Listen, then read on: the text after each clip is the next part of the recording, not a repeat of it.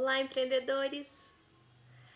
Vamos continuar o nosso estudo sobre criatividade, trazendo mais um método, uma forma de incorporar criatividade dentro da organização. Não posso nem dizer que é um método. O autor que trouxe esse conceito, no seu livro, ele diz que não é um método, é uma forma de pensar, uma forma de incorporar um pensamento de design na sua vida para a resolução de problemas complexos. Então vamos falar sobre essa forma de pensar, sobre esse design de pensamento, que é o design thinking. Design thinking é um termo, você também já deve ter ouvido, que foi popularizado pelo Tim Brown ao incorporar essa forma de pensamento, ao incorporar o design, o desenho na resolução de problemas que a gente diz que são problemas complexos. O que são problemas complexos? São problemas, necessidades que as pessoas têm, para as quais não existe uma solução pré-estabelecida. Eu posso resolver de uma forma, de outra forma, de outra forma. Existem soluções que podem não ser as ideais, existem as melhores soluções para aquele momento. Então ele traz essa ideia de como incorporar o design para a resolução de problemas. E o que é a proposta dele? A proposta dele é aplicar princípios que envolvam principalmente a empatia, o você sentir, você enxergar aquele problema pela perspectiva de quem vivencia aquele problema, para justamente trazer soluções que sejam viáveis e que sejam validadas pela pessoa, pelo usuário daquela solução. Então, Design Thinking, ele é um método de pensar centrado no usuário daquela solução. É uma abordagem para se inovar nas organizações, partindo justamente desse princípio, da capacidade humana de ser criativa, de pegar um problema e enxergar aquele problema por inúmeras perspectivas, para aí sim a gente pensar qual que é o problema que realmente eu preciso resolver e aí eu pensar uma solução para ele. No esqueminha isso fica bem claro. A gente diz que o Design Thinking tem um desenho de 2 diamantes. Diamante é esse losangozinho aí que você tá vendo no desenho.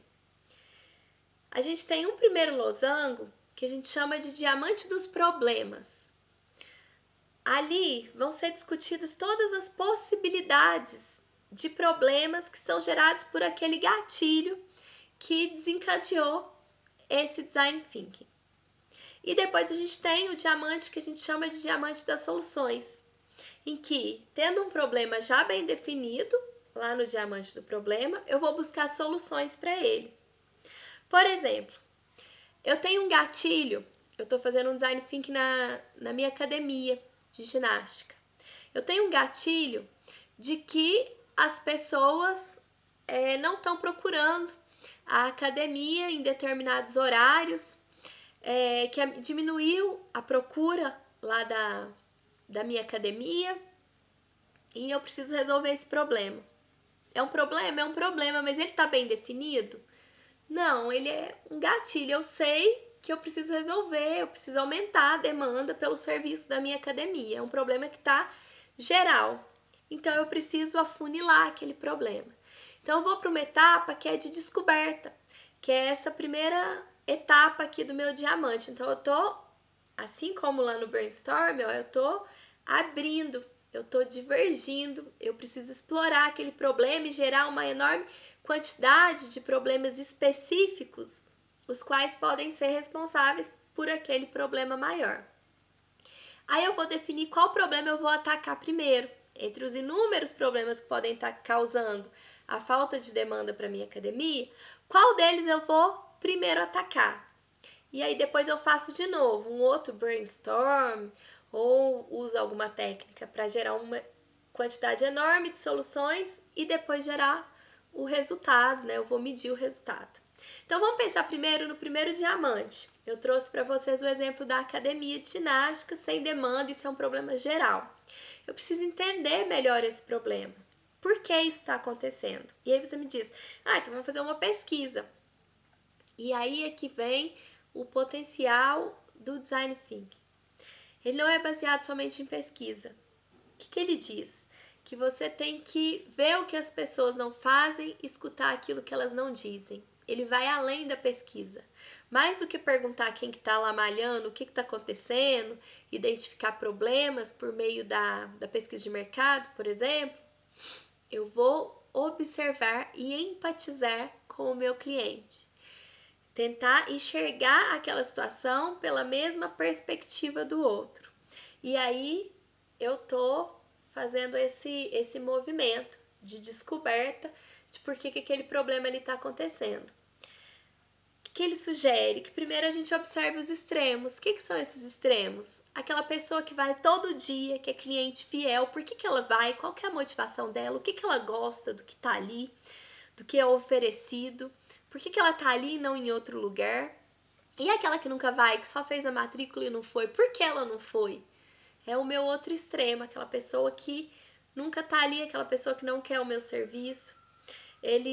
O Tim Brown dá até um exemplo lá no livro dele sobre bonecas que foram lançar uma nova boneca, se não me engano, da Barbie. E aí onde que eles foram? Foram em pessoas que compravam outras marcas e foram naqueles colecionadores que são um público fiel. Enfim, você procura os extremos, vê o que as pessoas estão fazendo, o que as pessoas, por que as pessoas não fazem aquilo e o que as pessoas externam quando estão ali na sua organização, utilizando do serviço do seu concorrente. Então ali você faz uma observação. Uma outra forma também de buscar esses problemas é observar o que a gente chama de atos por reflexo. Aquelas coisas que as pessoas fazem todos os dias, mas que na verdade não são o ideal, que elas fazem porque tem alguma coisa que não está correndo bem. Por exemplo, todos os dias a pessoa tem que colocar ali um aumento no assento porque aquele banco ali de um equipamento da academia não serve para determinada altura.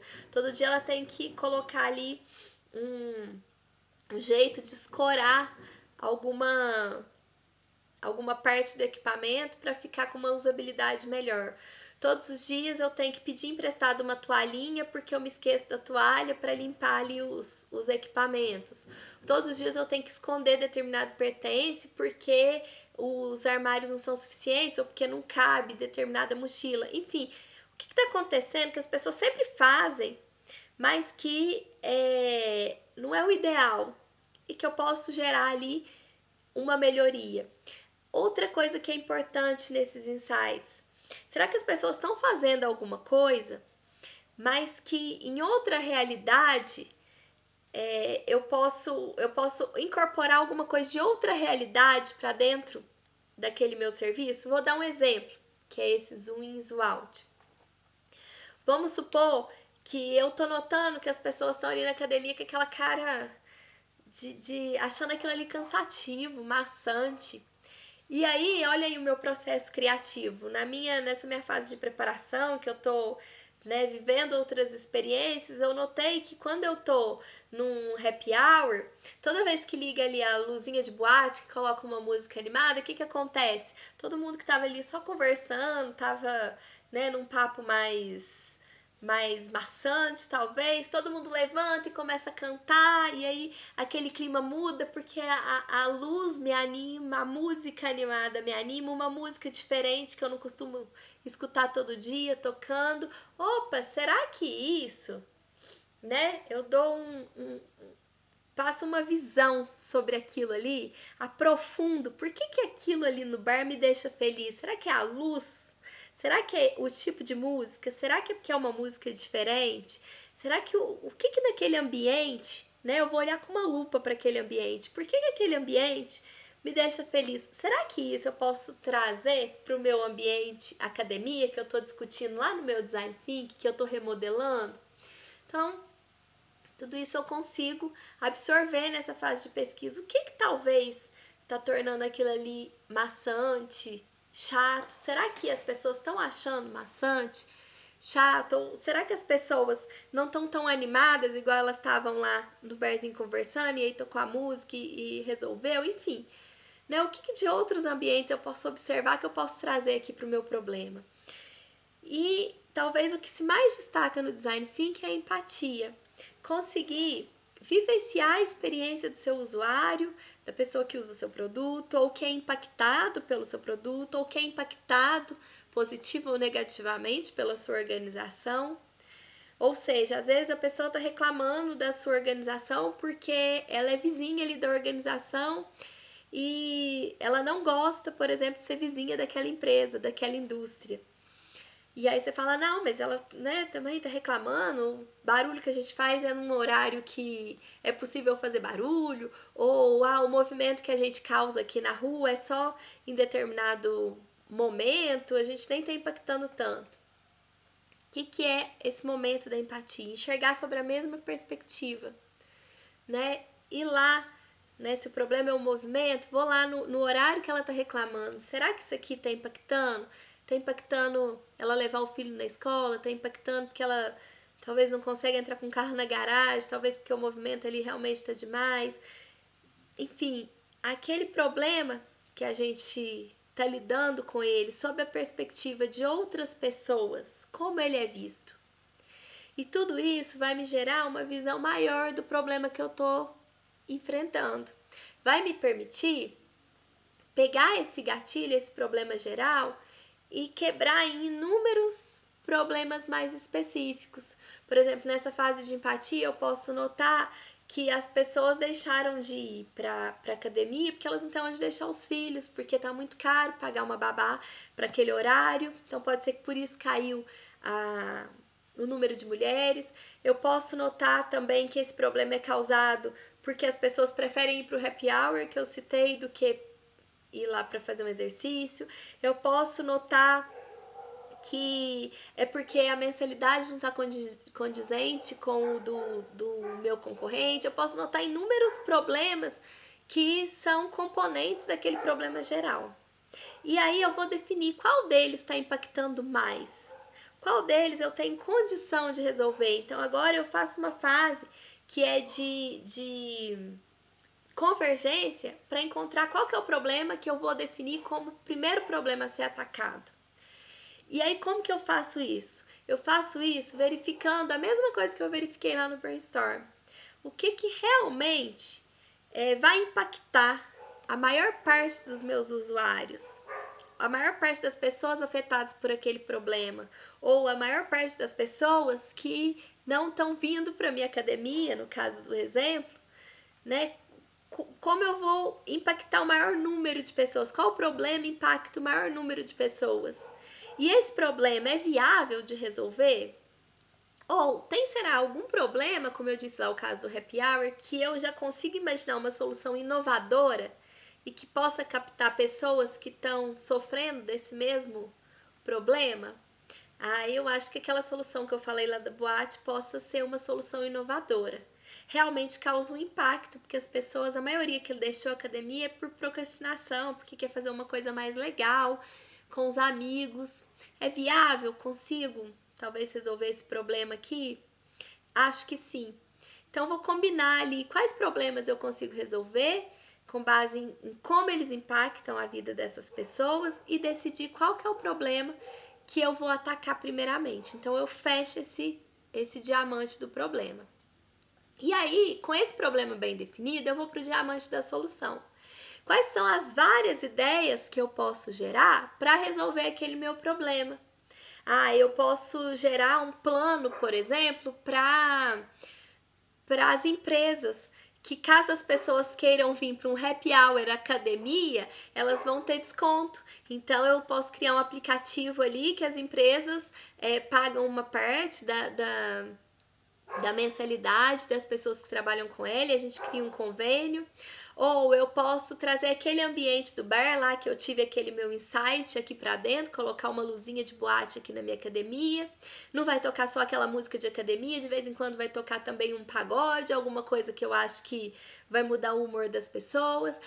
Eu posso também, pensando nesse mesmo problema, criar ali uma geladeirinha só com para as pessoas consumirem alguma coisa saudável, para elas terem aquela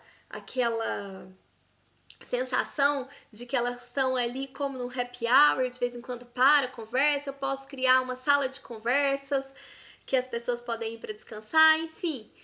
Quais são as inúmeras possibilidades que podem surgir num brainstorm, por exemplo, para atacar aquele problema em si, que eu defini ali como o problema que eu vou resolver primeiro. E aí eu vou pensar, realmente as pessoas querem essa solução, né? Depois de eu gerar aquela enorme quantidade de ideias, qual que eu vou colocar em prática primeiro?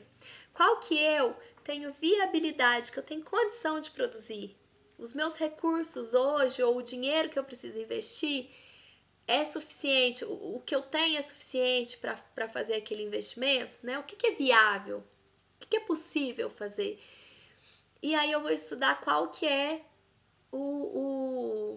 a solução que eu vou implantar, qual que é a solução que eu defini que vai ser a primeira para entrar naquele processo para resolver meu problema. E por que eu estou dizendo que é a primeira? Justamente que o Design Thinking tem essas etapas aí. Primeiro, veja se você consegue identificar aí no exemplo que a gente deu da academia, né? Os nossos diamantes aqui, os nossos 2 diamantes. Primeiro, eu empatizei com o meu cliente, enxerguei sob a mesma perspectiva dele, não só de um cliente, que é aquele meu cliente fiel, mas observei os extremos, observei como que ele está agindo ali na minha organização.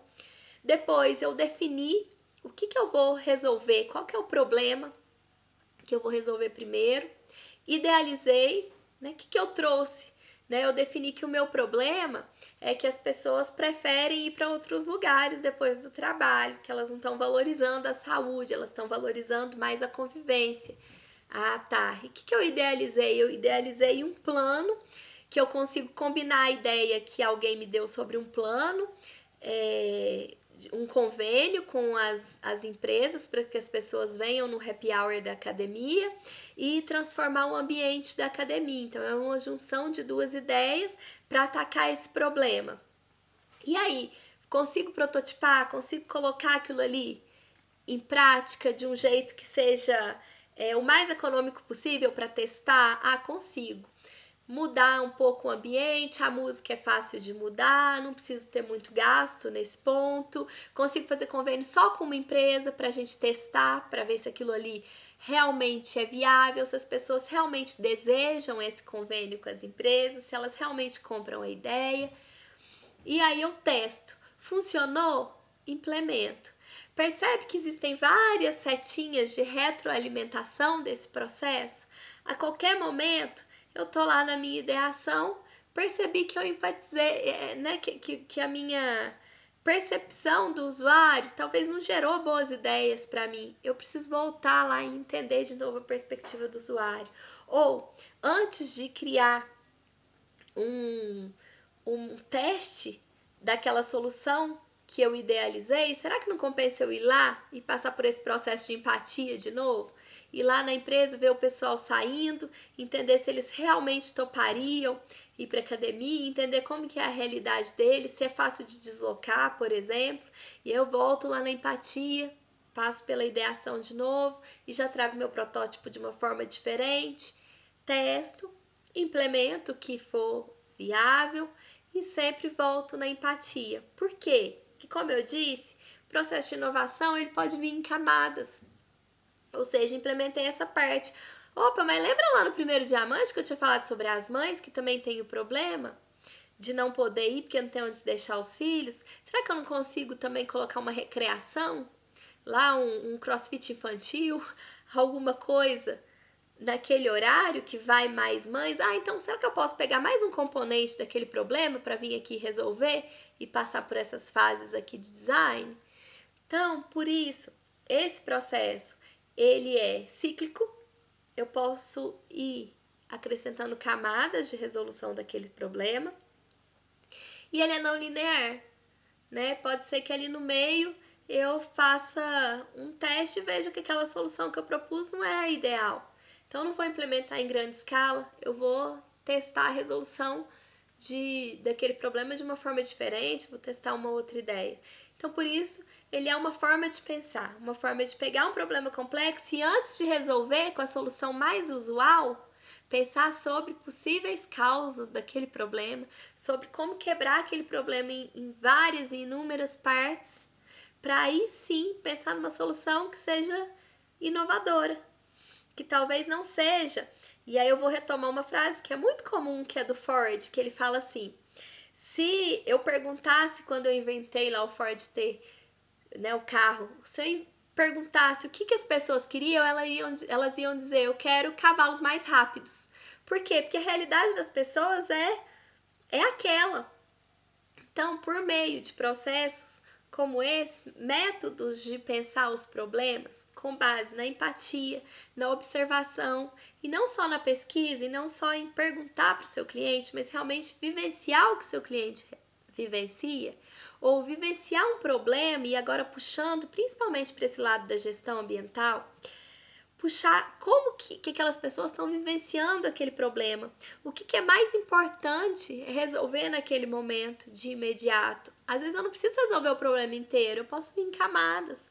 Posso identificar a partir daquele gatilho, né, que eu preciso resolver, daquele problema maior, quais que são todas as possibilidades e talvez encontrar algum problema ali que não era o enfoque na hora, mas que é o que realmente atinge mais profundamente o meu cliente, o meu usuário da minha solução, ou aquela pessoa que é impactada pelo meu serviço, ou que é impactada pela minha organização.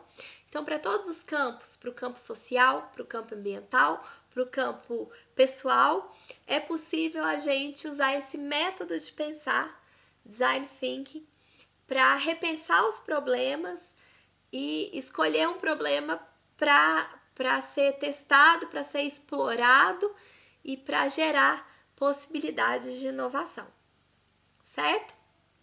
Aqui a gente fecha essa etapa sobre essas ferramentas para criatividade e fica de olho lá na atividade para a gente desenvolver e fixar tudo isso que a gente viu.